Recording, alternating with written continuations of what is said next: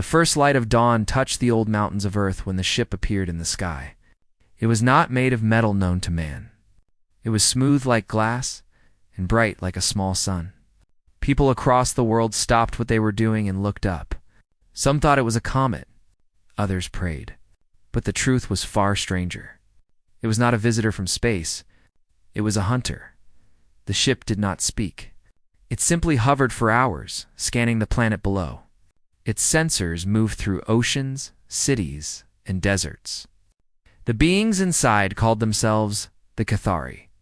They were tall, silver-skinned, with eyes that could see heat and life. To them, Earth looked small and weak. They had studied many worlds before, but none looked as backward as this one. Wooden houses, loud machines, people still fighting among themselves. To the Cathari, humans were nothing but primitive animals playing with fire. Inside the command chamber, Captain Varric stood with his arms behind his back. His voice was calm, but sharp. "Confirm the readings," he said.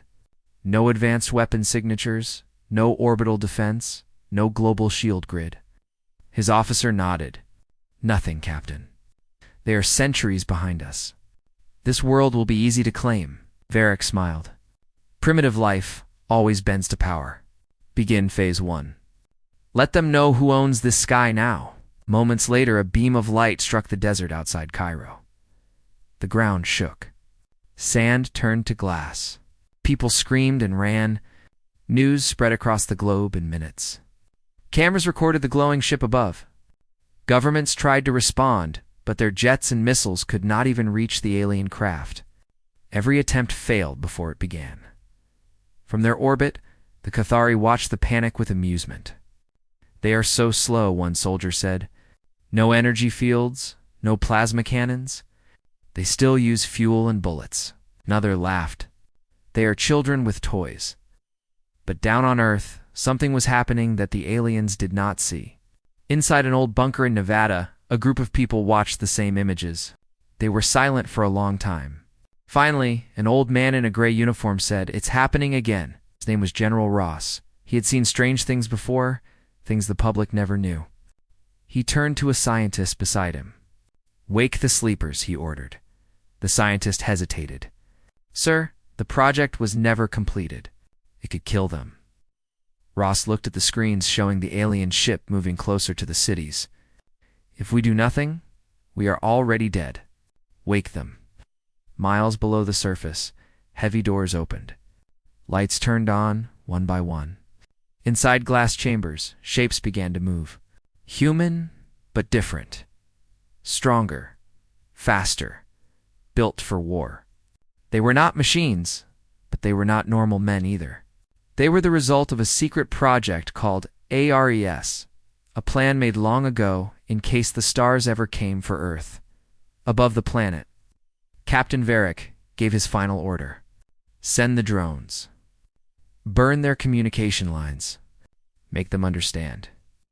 Thousands of small ships flew out, black as shadows. They began to destroy satellites and power grids. Cities went dark. But before the last satellite fell, something fired back from the ground. A single blue beam shot up from the desert and tore through 3 drones. The alien screens blinked in surprise. Varric turned sharply. "Who fired that?" His officer checked the readings. "Unknown source. Energy level. ... Impossible." It came from the surface. Another blast followed, this one brighter, faster, aimed straight at them. It missed by inches, but forced the ship to rise higher. The captain's voice turned cold. "Find it now." On Earth, in the dust of the desert, 7 figures stood under the broken sky. Their eyes glowed faint blue. One of them raised a strange weapon that hummed with power far beyond human technology. He looked up at the ship and said quietly, "They think we are primitive? Let's show them how wrong they are." The sky flashed again. The war for Earth had begun. The sky above Earth burned with strange lights. The alien ship moved like a silent predator, scanning every inch of the planet. Below it, 7 human figures stood in the desert wind, their shadows long and sharp. They had just awakened after decades of sleep. The world they were made to protect was under attack once again. the leader of the group. Commander Hale blinked as he adjusted to the sunlight. His memory was hazy. He remembered the project, the pain, the experiments, and the promise he made to defend Earth if the stars ever came for it. He looked at the others. "Status?" he asked. A tall woman with short black hair stepped forward. "Systems stable. Weapons online. But we have limited energy cores. We can't fight forever." Hale nodded. "We won't need forever. Just enough time to remind them what humans can do." Far above them, the Cathari Captain Varric studied his screen. The unknown energy source was moving fast. "They are not running," he said. "They are coming for us." His officers looked uneasy. "But, Captain, their species doesn't have flight technology like ours." How were they before he could finish? 7 trails of blue fire rose from the ground. The humans were using jet systems attached to their armor. The technology was primitive by Cathari standards, yet the speed was shocking. Within seconds, they reached the outer range of the alien drones. The first clash was brutal. The drones opened fire, raining plasma bolts across the sky. Hale rolled midair, avoiding one blast, then fired back with his pulse rifle. The beam cut straight through a drone, splitting it in half.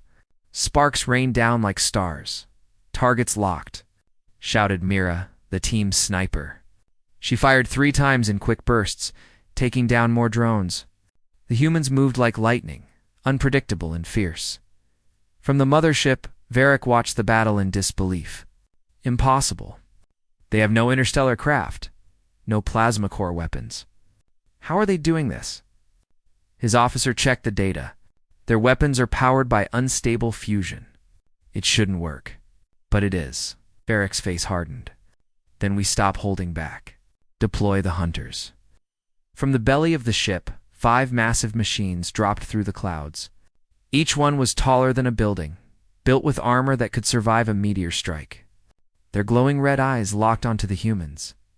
The ground shook as the hunters landed. One slammed its foot down, sending shockwaves through the sand. Hale steadied himself and shouted, "Spread out!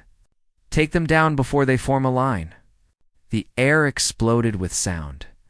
Mira jumped onto a hunter's arm, planted a charge, and leaped away as it detonated.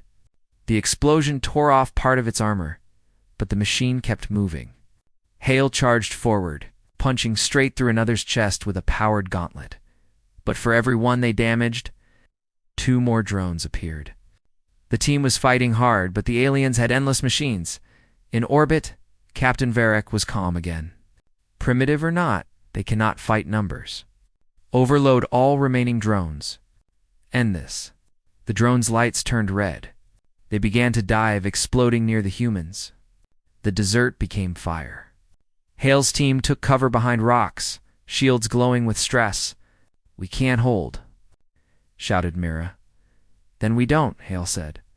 He pulled a small cube from his belt and pressed it. A signal burst through the air. Thousands of miles away, deep under the ruins of an old city, a computer woke up. Lines of code flashed and old satellites reconnected. The hidden defense system of Earth, something forgotten for decades, came online again. In the night sky, old human weapons woke.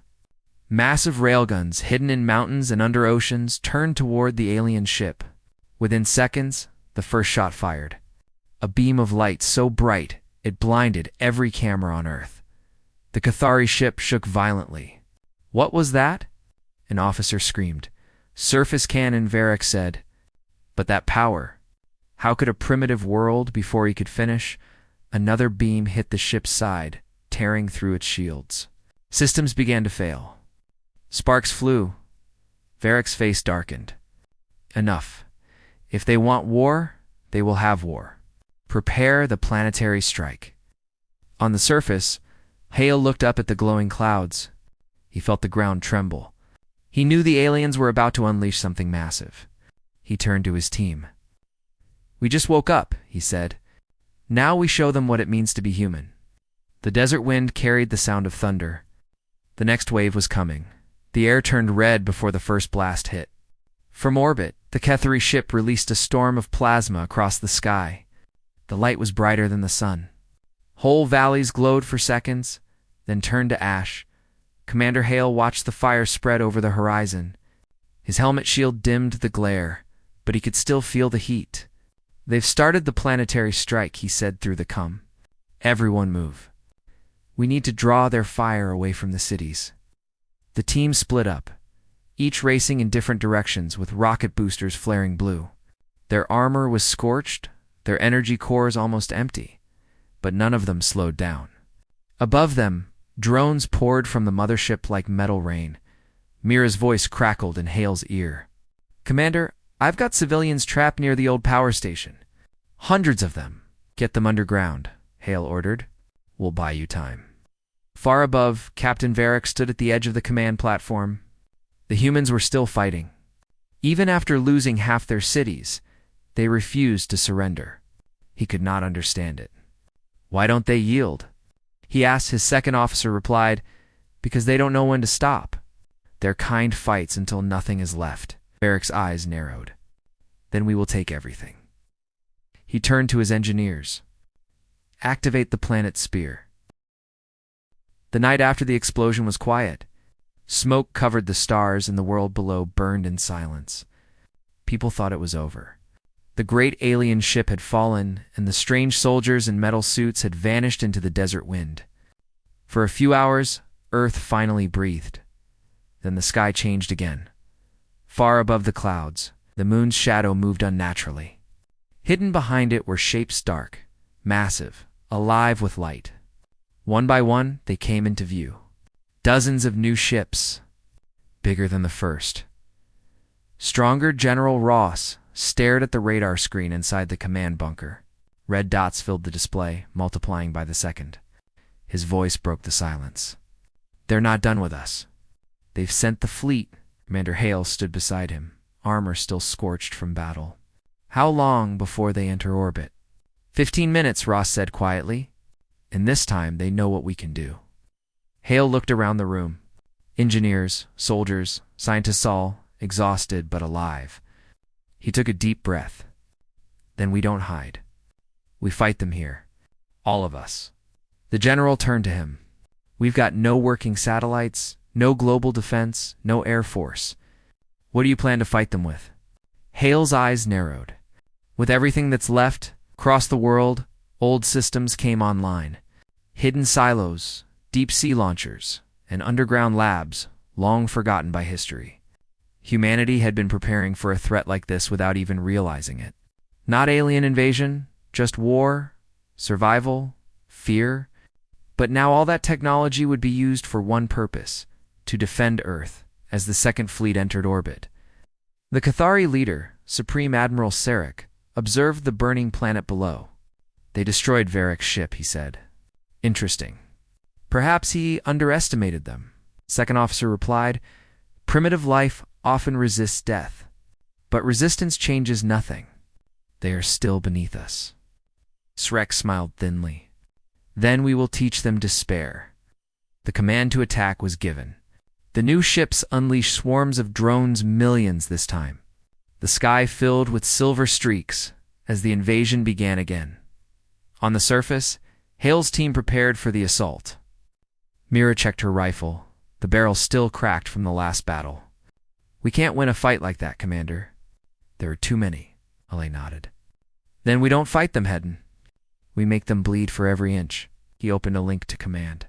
"General, activate Operation Stonefall." Across mountain ranges, massive doors opened. Old nuclear silos rose from the ground, but instead of missiles, strange hybrid weapons launched machines built using human tech fused with captured alien parts. They were ugly, unstable, and dangerous, but they worked. The first volley hit the alien fleet like a storm. Explosions tore through the darkness. Some ships broke apart, others held their ground. The sky looked like it was on fire. Sarek leaned forward, watching the chaos. "Impressive," he said softly. "They learn fast." On the ground, Hale and his team launched again, using boosters to reach the upper atmosphere. They weaved through explosions, destroying drones, tearing into smaller ships. Every second counted, but the Cathari fleet was relentless. For every one destroyed, 10 more appeared.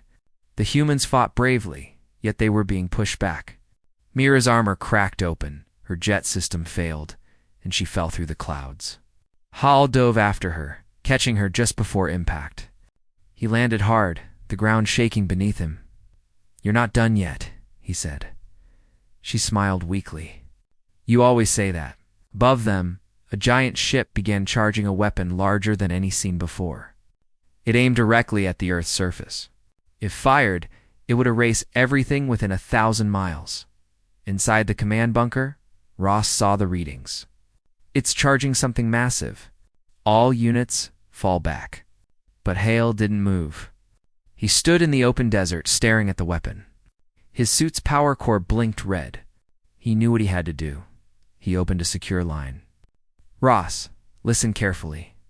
Link me to the orbital array again. I'll channel all remaining energy through my core and fire it straight at that weapon." The general's voice broke. "You'll burn alive, Hale. That's suicide." Hale looked at the sky, then at Mira. "If I don't, everyone burns anyway." The link connected. Energy began to flow through his armor, lighting up every crack and line. His body trembled, the air around him turning electric. He aimed his weapon toward the heavens. The alien ship fired its weapon first. A beam of crimson light cut through the clouds, roaring toward the ground. Hale fired back at the same moment, his own beam of pure blue energy rising to meet it. The two lights collided in the sky. The explosion was so bright that it could be seen from the other side of the world. For a long moment, there was nothing but silence. Then slowly, the red light faded. The alien cannon cracked and exploded. The giant ship began to fall apart, breaking into pieces that burned as they entered the atmosphere. Hale dropped to his knees. His armor was melting. Mira ran to him, shouting his name, but his voice was barely a whisper. "Tell them, we were never primitive." And then he went still. Above, the rest of the alien fleet paused. For the first time, the Cathari hesitated. One man, one primitive, had stopped their greatest weapon. But the war wasn't over yet. In the distance, Sarek's ship remained untouched. Watching silently, he looked down at the burning world and said, "If one of them can do that, then humanity is far more dangerous than we thought." The final invasion was about to begin.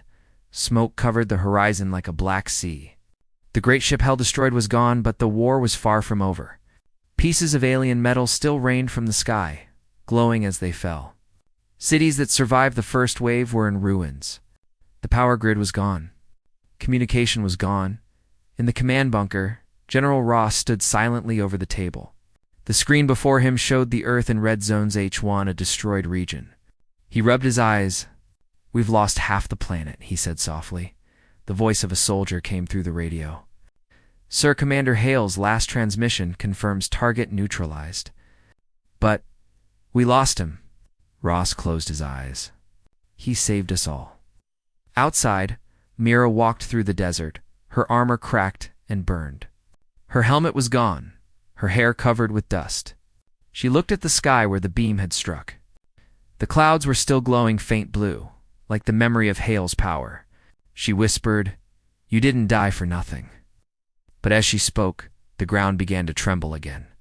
A sound came from above, deep, heavy, unnatural. Mira looked up and froze. The Second Fleet was moving.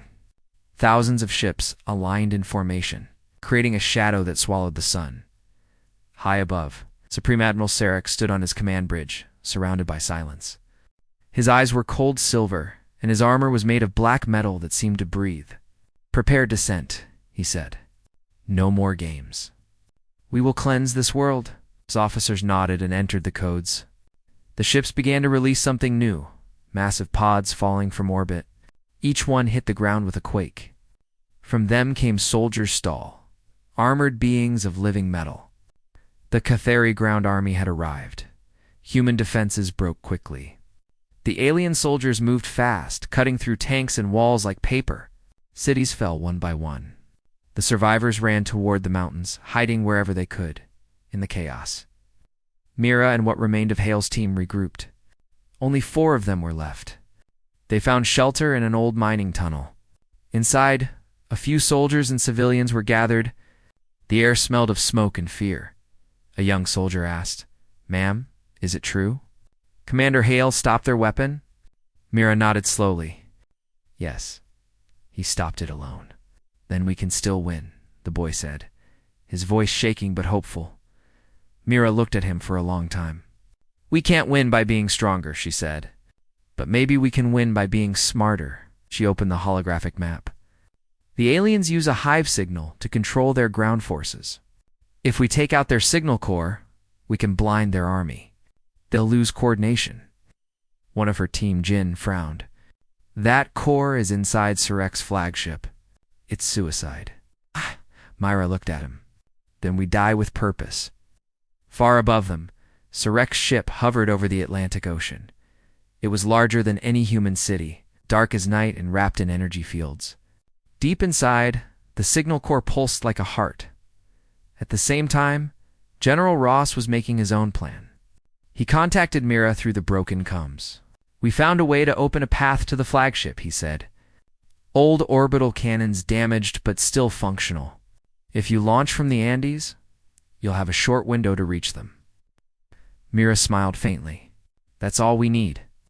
Hours later, under the cover of darkness, the remaining Ares soldiers climbed into an old launch platform. The engines roared, shaking the ground. "For Earth," Mira said softly. The rockets fired, sending them into the sky like blue meteors.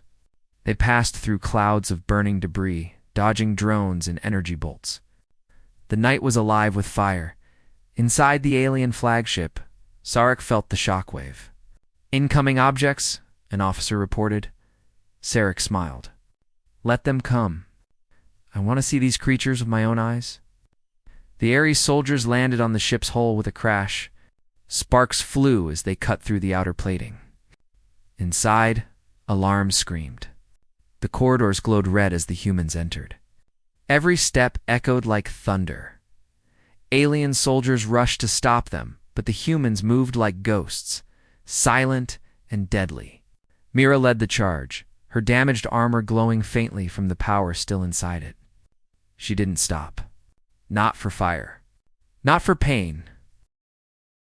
Finally, they reached the heart of the ship, the signal core. It pulsed like a living star, humming with alien energy. Jin connected his tools. "I can overload it, but it'll take a few minutes."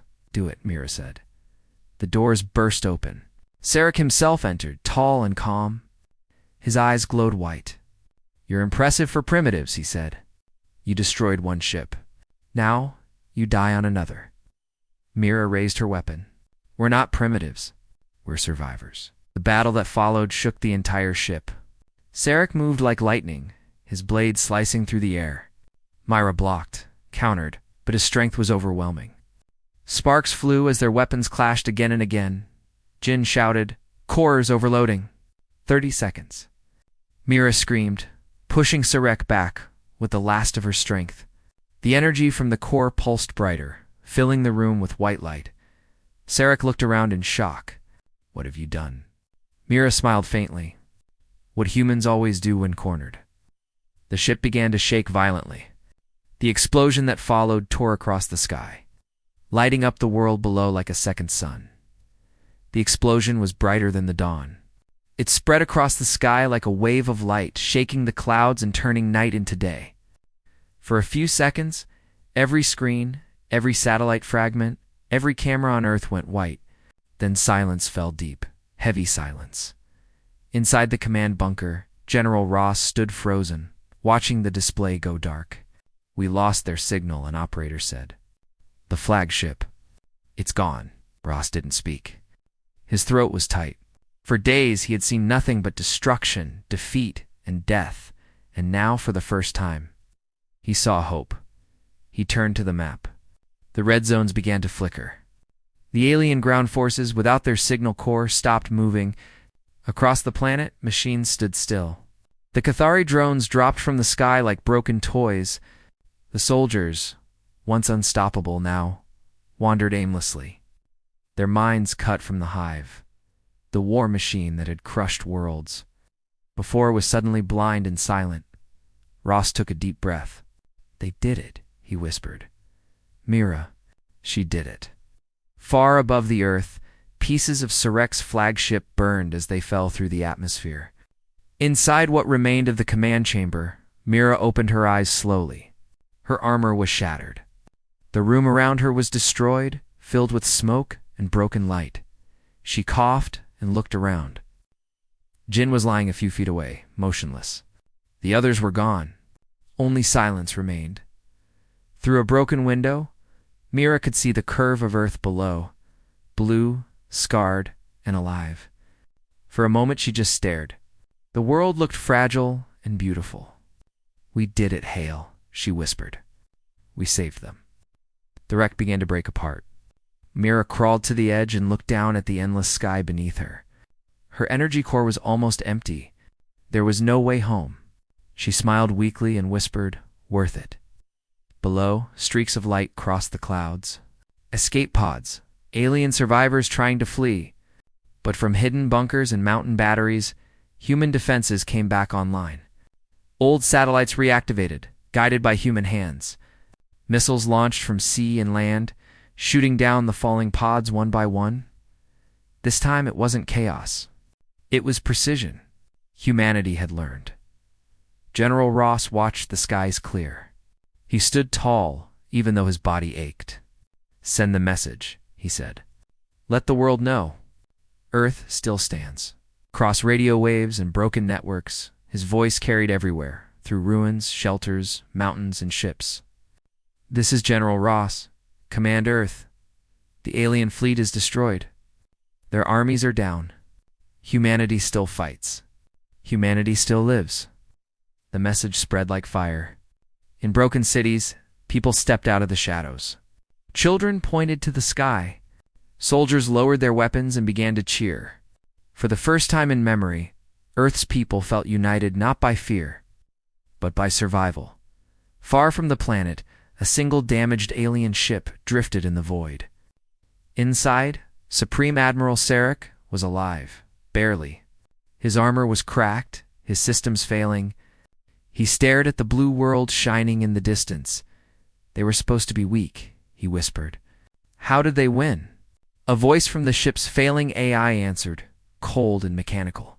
Adaptation, emotion, sacrifice. Sarek laughed bitterly. Primitive traits. The AI paused. Effective traits? He looked again at Earth, his expression unreadable. Then maybe the universe should start to fear them. The ship turned slowly away, vanishing into the dark, back on Earth. The surviving Ares soldiers were found days later in the desert near the ocean. Mira was among them, unconscious but alive. When she woke, she was taken to the command center. General Ross was waiting there. He smiled for the first time in years. You did what no one thought possible. Mira's voice was soft. We just reminded them what humans are. Ross nodded. And what's that? She looked at the sky through the bunker window where the sunrise painted the clouds gold. Stubborn, brave, unpredictable. The room fell silent. Outside, the world was rebuilding, people helping each other, nations sharing what little they had left. Humanity had been to the edge of extinction and had come back stronger. Later, in the archives of Earth's Defense Command, a small plaque was placed near the ruins of the Ares lab. It read, "They came from the stars, thinking we were primitive. They were wrong." And above it, the stars still burned, quiet witnesses to a new beginning.